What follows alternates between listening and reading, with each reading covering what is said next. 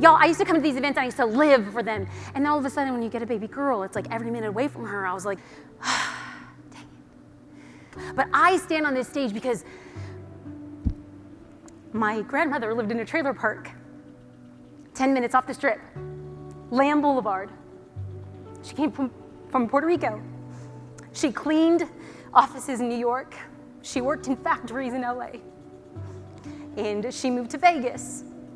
And I think to myself, if my grandmother could see me, that those nights and those bus trips and hours every morning and hours every back, that her sacrifice empowered her grandchild to stand on a stage where she lived in a trailer park, if that's not the American dream, I don't know what is.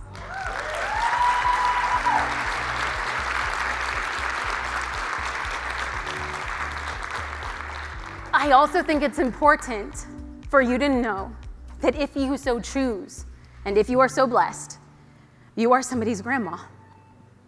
For the hours that you stand behind that chair, and for the calves that ache at the end of the night, and for the shoes that you think are so ugly that you choose to wear instead of the cute ones, all the 20-somethings rocking those 2-inch heels for 9-hour days, and you're like, it used to be me. You are somebody's forerunner. That the work you do is not in vain. That your children, if you are so blessed, and your grandchildren, if you are so blessed, will stand on your shoulders. Because what you do now, and the results you feel like you do not have, or the results you feel you do not get, they're not in vain.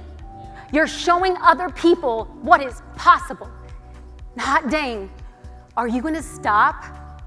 Or are you gonna say, I'm going to be uncomfortable, paying my bills, putting dinner on the food for my family, enjoying a decadent weekend in Vegas? If this is our baseline, God bless us. Thank you. Thank you. Thank you.